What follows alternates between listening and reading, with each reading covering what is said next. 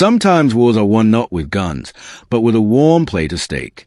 The train screeched to a halt beneath Virginia's lead-colored winter sky. It was 1943. Steam hissed into the frozen air as, one by one, German generals stepped down. Yesterday, lords of the desert under Rommel. Today, just names on a list of prisoners of war. Their boots sank into the slush by the American platform.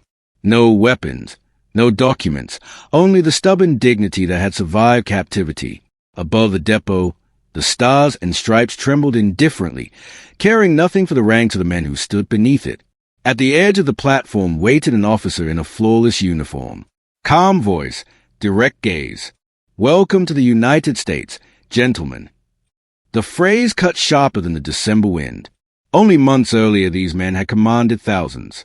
Now they were riding through American countryside in olive-drab army trucks. Out the windows, snowy fields, sleepy towns, farmers, housewives, children in wool hats staring in disbelief. So these are the monsters from the radio, quietly passing under canvas tops. The convoy turned toward a pine camp near Alexandria, Virginia. No barbed wire, just an ordinary fence and the smell of smoke from distant chimneys. The sign at the gate read only U.S. Army installation. Restricted. No address, no P.O. Box 1142. A secret intelligence base needed no name. Inside, warmth greeted them. Radiators hummed, windows fogged. American guards spoke impeccable German and behaved with unsettling courtesy. Luggage was inspected gently, coats hung neatly, caps stacked as if in an officer's cabin, not a POW camp. One sergeant even straightened a guest's crooked metal ribbon. The general nodded, confused. They had braced for interrogation, deprivation, vengeance. Instead came coffee. The scent of roasted beans and tobacco sliced through suspicion like light through fog. "Bread and water will do," said the tallest, sternest of them, General Wilhelm Ritter von Thoma, the weary nobility of a man who had watched empires swallowed by the desert. The interpreter smiled faintly. "Let's see what the kitchen says." In the mess hall, low lamps, white tablecloths, warm plates, the gleam of silverware. "Gentlemen, dinner is served." On each plate, a juicy steak, butter shimmering along the edges. Beside it, a ham and cheese sandwich, melting and fragrant. Steam rose like invisible banners. No one moved. In the next room a record stuttered. Then Benny Goodman's clarinet flowed steady again. "Is this mockery?" someone whispered. A thin, young officer stared at the food as if it might vanish if he blinked. Von Thoma clenched his jaw. "Eat," he ordered. "We are soldiers, not beggars." Knives scraped porcelain, first hesitantly, then with resolve. God poured thick coffee into heavy mugs. No questions, no threats, only the clinking of cutlery. For the first time since their capture, the generals felt something like comfort, and that frightened them more than any interrogation. Outside, snow began to fall. The world blurred into a gray watercolor. The radio murmured news, Italy trembling, the East bleeding. Each bite reminded them how far they had fallen. One of them reached for the salt, paused, then chuckled quietly, laughter that would have been treason under Hitler. After dinner came cigars. "A sign of respect, gentlemen," said the officer. They took them like weapons. Smoke and butter and bread filled the air. They spoke of weather, of home, of writing their first letters in a year. Someone asked if they could listen to music on Sundays. The guards barely answered, just listened. Every word noted, recorded, analyzed. But there was no malice, only patience, deadlier than rage. By evening, clean sheets and bedside lamps awaited them. On the wall of von Thoma's room hung a print of Washington crossing the Delaware. He sat on the bed, touching the softness of the mattress, trying to understand what kind of nation treated its enemies like this. In Germany, mercy was weakness. Here, it felt like strategy. Tomorrow, he thought, I'll demand a soldier's ration, out of principle. But deep inside, another thought stirred. What kind of enemy wages war with kindness? And what does he want in return? Morning came with the smell of coffee. Breakfast, eggs, toast, marmalade. "We lost the war, and they feed us like guests," someone muttered. No one answered. Silence itself was agreement. Then came the interviews. No chains, No spotlights, just 2 chairs, a notebook, a teapot. Across the table sat Henry Combe, a thin man with kind eyes, fluent German with a Viennese tint. "Good morning, General. I'm Henry Combe. If you're willing, let's talk." Combe wasn't a soldier. He was a refugee from the Reich, a physicist-turned-intelligence officer, one of many German-speaking Americans who now interrogated the men who once would have destroyed them. His partner, Peter Weiss, was younger, sharper, dryly humorous. Combe didn't press for tactics. He asked about Dresden, about family. Von Thomar spoke of his wife, his sons, one fighting on the Eastern Front.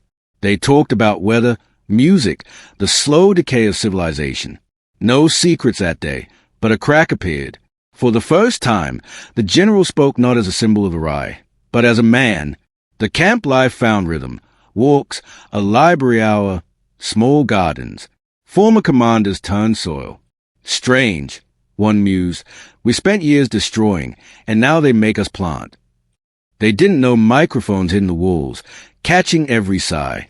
Between teacups and polite smiles came priceless details. Frequencies of U-boats, rocket ranges, names from Piedmont. No torture, no shouting, just listening. And sometimes listening was a cruelest form of war. When Von Thomar asked why, Combe said quietly, "We don't think kindness will make you betray your country. We hope it reminds you what your country forgot." The words lingered. Weeks passed. Loyalty wavered not under fists, but under decency. One Luftwaffe officer finally burst out, "Better a firing squad than another polite steak." Nobody laughed. They all understood. Then came letters, news of dead sons, bombed homes, silent cities. The Americans said, "We're sorry." Not, "You deserved it." And that, too, broke something. By early 1944, P.O. Box 1142 had become a paradox, a prison that felt freer than the empire they'd served. Conversations turned to disillusionment, doubt, shame. The Americans gathered scraps of truth and built intelligence gold. When Combe asked one evening, "Do you still believe Germany can win?"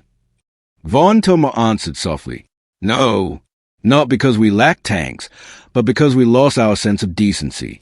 And when a nation loses that, it's already defeated." Months later, that intelligence helped pinpoint Piedmont. The bombs fell. Combe stared at the report, wondering, how many died because of words said over tea? The war ended quietly in 1945. The generals cleaned their boots out of habit. "Who are we now?" Von Thomar murmured. Colonel Robert Borden, head of the project, assembled them in the same hall as that first dinner. "Gentlemen, the war is over. You are under our protection until repatriation." No triumph in his voice, just weary respect. Outside, Bing Crosby sang "I'll Be Seeing You." When the trucks came, the goodbyes felt like farewells between comrades. Von Thomar handed Weiss a photo of the dining hall. On the back, in careful German, "You defeated us without Dishner." Weeks later, P.O. Box 1142 vanished from the maps. The barracks became warehouses. The tapes were sealed forever. Those who'd served there carried the same haunting truth, that mercy, used as a weapon, still leaves a wound. Years passed. Von Thomar lived quietly in post-war Germany. Combe taught physics at MIT, lecturing gently about ethics. Weiss entered the CIA. Colonel Borden kept one souvenir, a mess hall knife engraved, "Was I not won by the sword alone." In 1950, a letter arrived at the U.S. Embassy. "I once believed mercy was weakness," wrote Von Thomar. "You proved me wrong. The true victory belongs not to the conquerors, but to those who forgave." The letter was never published. It circulated quietly among the veterans of P.O. Box 1142. Some of them wept. Today, nothing remains of the camp, only trees and the faint whisper of the past. But if you linger at sunset, you might still hear the clink of cutlery and 2 languages learning to understand each other. History remembers battles and bombs, rarely dinners. Yet on that quiet base by the Potomac, one truth was proven. Humanity, even when part of strategy, cuts deeper than hatred. Steak, warm bread, Glenn Miller, simple things that became symbols of a strength without cruelty. A rare, difficult strength. And if you listen closely, Benny Goodman still seems to play words that were never written. We won, without losing our humanity.